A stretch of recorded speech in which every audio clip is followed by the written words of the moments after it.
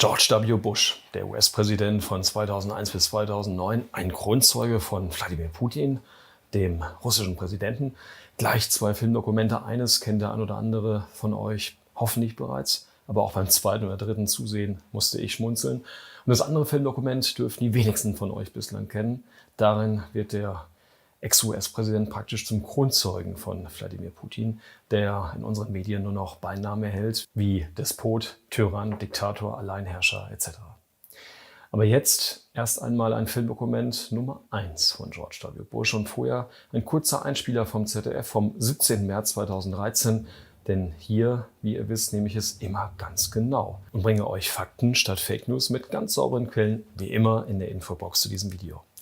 Erst danach wird es für Bush richtig unangenehm und ich stecke es mal voraus, für mich wird er ungewollt zum Kronzeugen für Wladimir Putin. Aber entscheidet am Ende des Videos bitte selbst.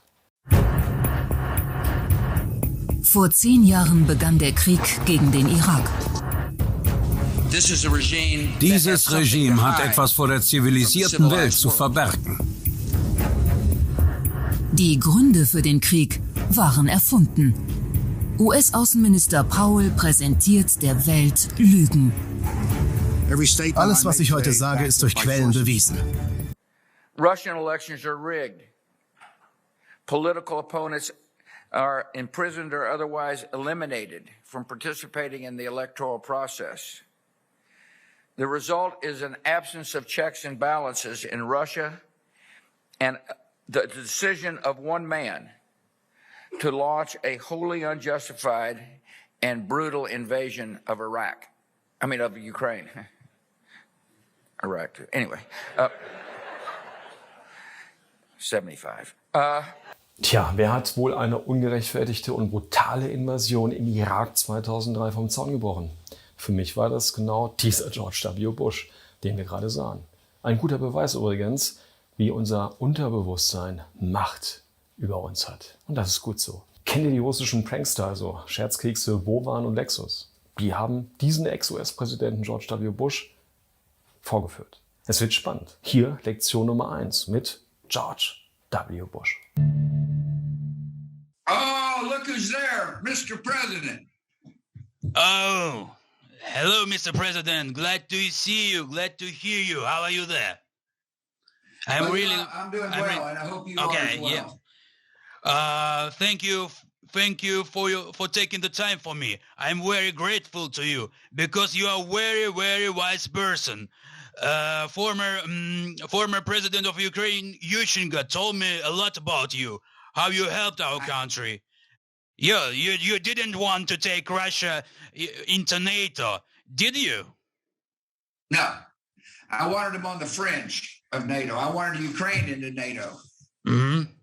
No, I mean, I thought for a while Russia would be more cooperative, and then Putin changed dramatically. I think what he wanted to do was sit on the fringe of NATO to make sure NATO was not offensive but defensive. Mm-hmm. No, but you always wanted to take Ukraine into NATO, not Russia, but Ukraine, always, as I remember. That's right. See, I felt Ukraine needed to be in the EU and in NATO. No, the narrative. Then in the early 90s, Secretary of State Baker promised Gorbachev not to expand NATO. But this would be completely wrong, especially with the threats that Russia poses now. Yeah, that's right. That's right. Listen, times change. Baker was, he was the Secretary of State for my dad, which was years ago. And so, and the United States must be flexible, adjusting to the times. And that's why you're finding such strong support for your country now. No, I mean, it doesn't matter what Baker really promised Gorbachev in past. We have to see what is going on now. That's right. Ach, diese Versprechen des damaligen US-Außenministers James Baker gegenüber dem damaligen Präsidenten der Sowjetunion Gorbatschow Anfang der 90er Jahre. Mensch, die Zeiten ändern sich. Und wie George W. Bush sagt, die USA müssen flexibel sein. Wortbruch einfach durch Flexibilität ersetzen. Ist doch ganz einfach. Und hier Lektion Nummer 2 mit George W. Bush in der Hauptrolle. You know, I mean, in fact, now it's a war not only of Ukraine. It's a war of West world against Russians. Yeah. Of course, Russia was offended that NATO began to expand. That's a problem for them. That's why they started. I'm talking about determination of DPR and LPR at regions of occupied regions by Russia on east side. So Putin tries to show that there's the same example like with Kosovo. You remember then in 2007 you recognized Kosovo as an independent country, and he used the same methodic. Right. Yeah, I don't know. I mean, I think if you prevail, or when you prevail, a lot of these other issues go off the table. Mm-hmm. Your mission is to destroy as many Russian troops as you can. And the question is, will you continue to receive the help you need? And I certainly hope so. And it's very important for the United States to continue in the lead of providing you the support you need. You've got good, it seems to me, you've got good communications with the administration. Mm-hmm. You know, your Secretary of Defense and people like that are continually informing our military of what's needed. And our military is very supportive of what you're doing, President. Mm-hmm. Oh, you support us with javelins and many other missiles. So it's great. But last time the US has sent us Angelina Jolie. It's a kind of joke. Yeah. Also das mit dem Kosovo im Jahr 2007 ist schon interessant. Russlands Präsident führt das Beispiel ja an und will damit die Annexion der Krim 2014 durch Russland rechtfertigen. Putin versucht zu zeigen, dass das genauso ein Fall ist wie mit dem Kosovo, sagt der angebliche Präsident Selenski. Ja, ich weiß nicht, ich denke, wenn ihr gewinnt, werden viele dieser Fragen von der Tagesordnung verschwinden. Eure Aufgabe ist es, so viele russische Truppen wie möglich zu vernichten, antwortet Bush. Also einfach gewinnen und die Sache mit dem Kosovo interessiert niemanden. Und ihr wisst ja, aller guten Dinge sind 3. Also hier nun Lektion Nummer 3 mit George W. Bush, dem Vater der wahrhaftigen Staatsführung weltweit. Ach und vorab, NGOs steht für Nichtregierungsorganisationen, so Leute wie George Soros, die setzen ganz gern auf solche NGOs, um ihre Ziele in anderen Staaten durchzusetzen, sowohl auch in der Ukraine 2004 und danach, sagt man. Aber jetzt Lektion Nummer 3 mit George Bush. You know, Mr. President, I think that I don't know how to turn Russians against Putin. I know that you have many NGOs. Many NGOs have done a great job to arrange orange revolutions in post-Soviet countries for so many years. So they helped a lot. So how we can work in Russia now to make people to start understand things, how to change the system inside Russia with NGOs. Yeah, I agree with you. The information war is very important. And, we've got experts on our staff, and obviously they're having to wire around Russian blackouts. Also irgendwie machen diese NGOs in der Ukraine auch der Auffassung von Bush eine tolle Arbeit. Und es ist ja ein Informationskrieg laut George W. Bush. Vergesst es bitte nicht. Aber eine Lektion habe ich doch noch für euch. I wanted to apologize for your boy, Saakashvili, Michael. I had to quick him out. I got tired of him. He was my advisor in Ukraine. He was constantly using drugs in our administration and wanted a lot of money. Yeah, I know. Look, he's a rambunctious boy at heart. I agree. I mean, we had a problem with him in Georgia, and Putin laid a trap, and he fell into it, and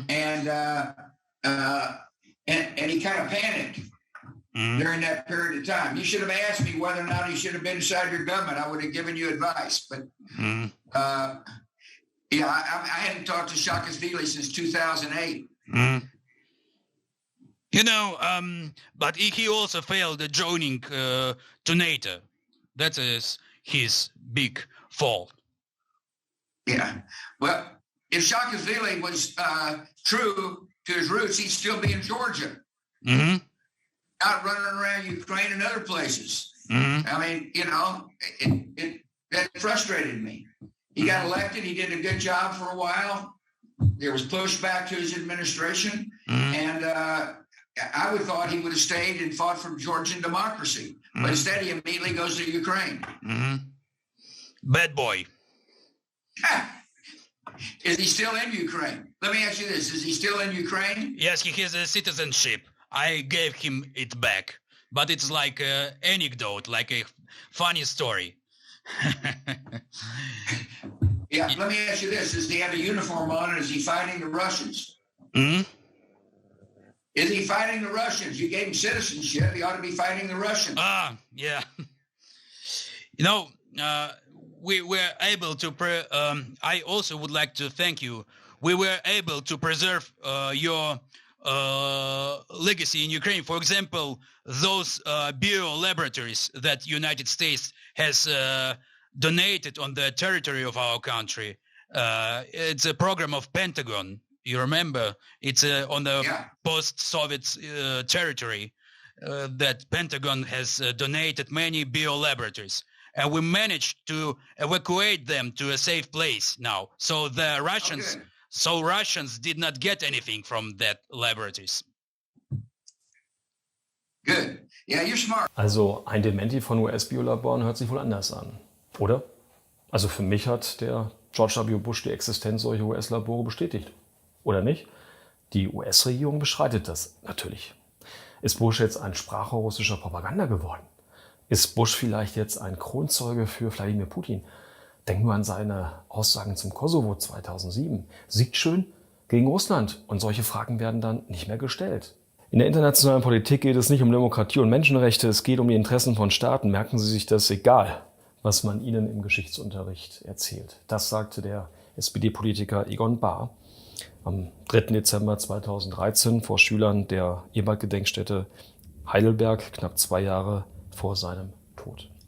Tja, wir befinden uns ja anscheinend in einem ganz großen Kino, nicht wahr? George W. Bush führt uns doch die ganze Verlogenheit internationaler Politik vor Augen. Und es zeigt vor allem, wie rücksichtslos vorgegangen wird. Ich wünsche mir da in Berlin, dass uns Menschen regieren, die unsere Interessen in den Vordergrund rücken, die den Frieden in Mitteleuropa sichern und die beispielsweise beim Energieeinkauf nicht Vasallen der USA sind, sondern unsere Interessen, die Interessen unserer deutschen Wirtschaft vertreten. Und ich wünsche mir, dass wir in unseren Bildungsstätten, in unseren Schulen aufgeklärte Lehrerinnen und Lehrer haben, die den Kindern vor allem beibringen, ihren eigenen Verstand zu benutzen, zu hinterfragen und nicht alles zu glauben, was ihnen im Staatsrundfunk oder auch in RTL etc. präsentiert wird. Das wünsche ich mir. Denkt daran, Wissen ist eine Hohlschuld. Vergesst das bitte nicht. Gottes Segen für euch alle. Und jetzt noch kurz 2 Einblendungen mit wichtigen Informationen. Besucht bitte meinen Telegram-Kanal, wo ihr immer wieder wichtige Informationen findet. Alles Gute und Gottes Segen.